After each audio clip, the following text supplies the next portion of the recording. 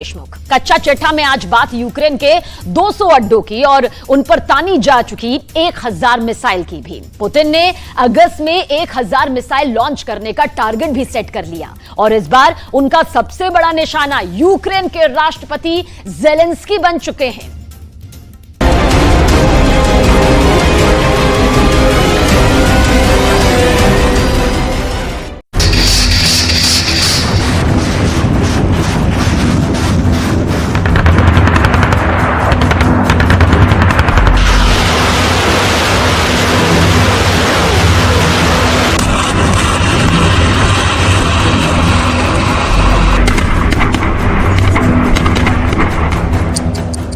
24 घंटों में रूस यूक्रेन पर बहुत बड़ा हमला करने जा रहा है।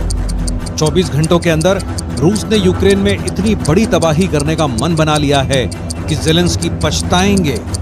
24 घंटों के दौरान रूस के खुफिया मिशन की सुई जैसे जैसे आगे बढ़ेगी, यूक्रेन की फौज के पास खुद को बचाने का वक्त खत्म हो जाएगा। ये रूस का दावा है, ये पुतिन का दावा है, ये पुतिन के रक्षा मंत्री सर्गेई शोइगु का दावा है।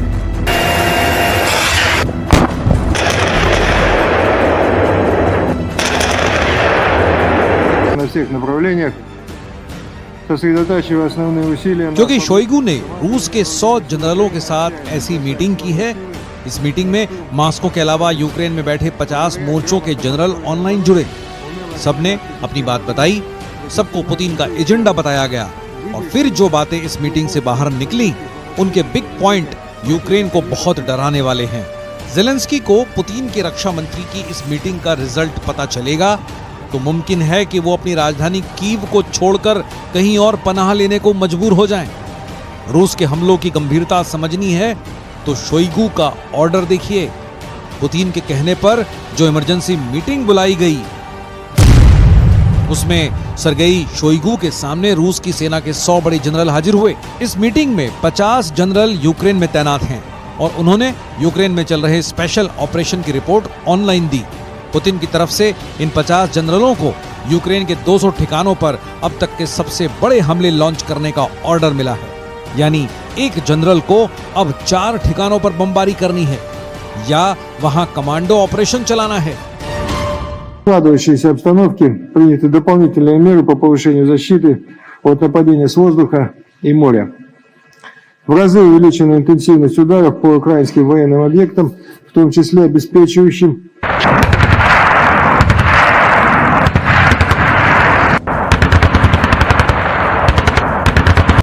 अब सवाल है कि जब शोइगु ने रूस के टॉप लेवल के जनरलों की मीटिंग ली तो उसमें पुतिन के आर्मी चीफ वलेरी गेरासिमोव कहां गायब थे? तो उसका जवाब ज़ापोरिज़िया से आए इस वीडियो में है, जिसमें रूस के chief of general staff Valery Gerasimov अचानक उस कमांड सेंटर पर पहुंचे जो यूक्रेन के हमेशा टारगेट पर रहता है। जनरल गेरासिमोव को ज़ापोरिज़िया के मोर्चे के बारे में बहुत बारीक बारीक बातें बताई गईं।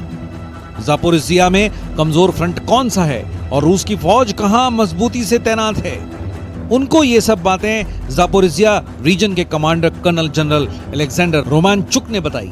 जनरल गेरासिमोव को मैप पर वो लोकेशन दिखाई गई जहां ज़ेलेंस्की की सेना काउंटर अटैक की कोशिश करती रही है, लेकिन उन्हें कुछ खास हासिल नहीं हुआ।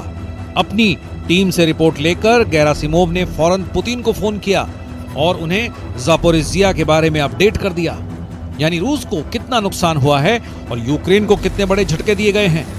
इसके बाद जनरल गेरासिमोव एक स्पेशल हेलीकॉप्टर Mi-17V5 के जरिए कमांड हेडक्वार्टर की तरफ बढ़ चले। इस हेलीकॉप्टर को गनशिप के साथ लैस किया गया था ताकि ग्राउंड से अटैक की हालत में फौरन रॉकेट दागे जा सकें। बात साफ है कि रूस के जनरल ने अब खुद ज़ापोरिज़िया की जिम्मेदारी संभाल ली है। ज़ापोरिज़िया के इलाके से यूक्रेन की फोर्स का पूरी तरह सफाया अब पुतिन का एजेंडा है। यही वजह है कि खुद रूस के आर्मी चीफ को यहां भेजा गया।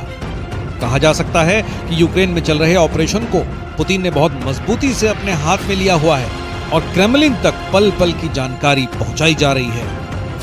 2 дня, 26-27 июля, в районе населенного пункта Работино уничтожено более 400 украинских военнослужащих, 31 танк. Из них 3 немецких «Леопарда», 2 французских, а также 32 боевые бронированные машины. В общей сложности 63 единицы бронетехники.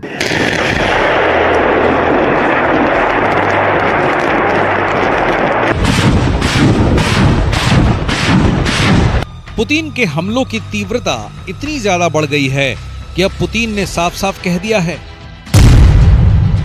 कि यूक्रेन में तैनात हर जनरल अब 4 ठिकानों पर बम बरसाएगा। इस तरह अगस्त में 200 ठिकानों को टारगेट करने की तैयारी है। यानी पुतिन रोज कम से कम 6 से 7 अड्डों को मिट्टी में मिलाना चाहते हैं, जो ज़ेलेंस्की के लिए वाकई बहुत घबराने की बात है।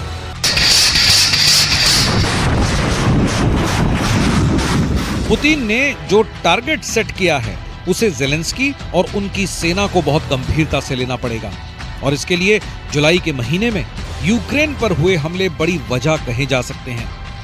जुलाई में यूक्रेन में बहुत ज्यादा मिसाइल दागी गई हैं। यूक्रेन का कोई ऐसा बड़ा शहर नहीं है जिसको निशाना बनाकर पुतिन ने मिसाइल लॉन्च न की हो। इसमें कीव से लेकर खार्किव और ओदेसा से लेकर ज़ापोरिज़िया तक शामिल हैं। जुलाई के महीने में यूक्रेन की सेना को बहुत बड़ी तबाही देखनी पड़ी, ये दावा पुतिन के रक्षा मंत्री का है। रूस के मुताबिक जुलाई में ही यूक्रेन के करीब 21,000 सैनिकों को मार गिराया गया। इसके अलावा 2,500 बड़े हथियार खत्म कर दिए गए। इनमें 10 लेपर्ड टैंक शामिल हैं।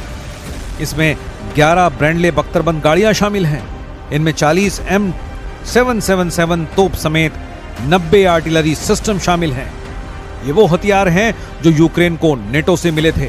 ये हथियार देने वाले देशों में ब्रिटेन शामिल है, अमेरिका शामिल है, पोलैंड और जर्मनी के अलावा फ्रांस के हथियार भी हैं जो पुतिन ने पूरी तरह खत्म कर दिए। खार्किव में हुई बमबारी के बाद की तस्वीरें देखिए। यहाँ ड्रोन से एक खाली इमारत पर हमला किया गया, जबकि 3 और ड्रोन स्पोर्ट्स फैसिलिटी पर बम बनकर गिरे। रूस का दावा है कि यूक्रेन ऐसे ठिकानों को मिलिट्री ऑपरेशन के लिए इस्तेमाल कर रहा है, इसलिए उनको टारगेट किया जा रहा है, जबकि यूक्रेन इसे आम नागरिकों के ठिकानों पर बमबारी बताता है। Украина отчаянно бросает новые силы на штурм наших позиций. Благодаря грамотно построенной обороне, умелой организации системы огня, профессиональным действиям, выдержке.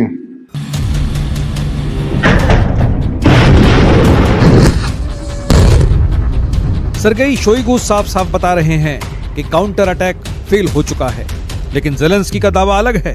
उनकी तरफ से बार बार कहा जा रहा है कि काउंटर अटैक कामयाब हो रहा है और पुतिन की सेना इससे घबराई हुई है। Зазнала банкрутства на полі бою. Сьогодні вже 522-й день, як триває так звана спеціальна воєнна операція, яку російське керівництво розраховувало на тиждень-два. Україна стає міцніше, поступово війна повертається на територію Росії, до її символічних центрів та військових баз, і це неминучий, природній та абсолютно справедливий процес.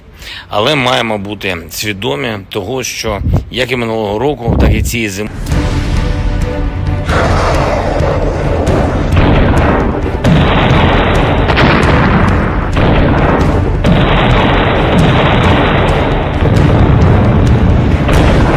ज़ेलेंस्की का दावा देख लिया, अब पुतिन का प्रैक्टिकल देखने की बारी है। पुतिन ने ओदेसा हमले के दौरान अपनी इस मिसाइल का बहुत ही खास वीडियो बनाया और फिर पूरी दुनिया में वायरल कर दिया। Camera 1, camera 2, camera 3, camera 4, camera 5, कुल मिलाकर 10 कैमरों से इस मिसाइल लॉन्च का स्पेशल वीडियो बनाया गया। ये पुतिन की वो मिसाइल है जिसने 10 हफ्ते तक लगातार ज़ेलेंस्की की नींद उड़ाकर रख दी। ये वो मिसाइल है जिसकी वजह से यूक्रेन के लोगों ने रात में सोना बंद कर दिया है। ये वो मिसाइल है जिसके हमले का मतलब है 100% मौत, और ये गारंटी खुद पुतिन दे रहे हैं, पुतिन की सेना दे रही है, पुतिन के जंगी जहाज दे रहे हैं। पुतिन ने एक बहुत बड़ा मिशन शुरू कर दिया है जिसका नाम है मिशन ओदेसा, और इसीलिए ये मिसाइलें बार बार फायर की जा रही हैं।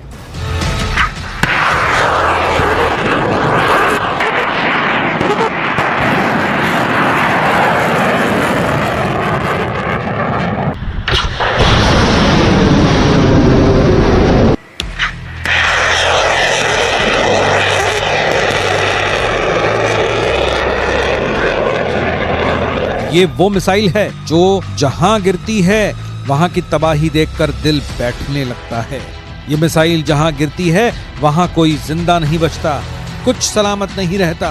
हर तरफ आग होती है, मलबे से लाशें निकाली जाती हैं, बची खुची इमारतें खंडहर बनने के लिए तैयार हो जाती हैं। ये पुतिन का गुस्सा है जो ज़ेलेंस्की के काउंटर अटैक पर निकल रहा है, और इसमें पुतिन नेटो को भी बराबर गुनहगार मानते हैं।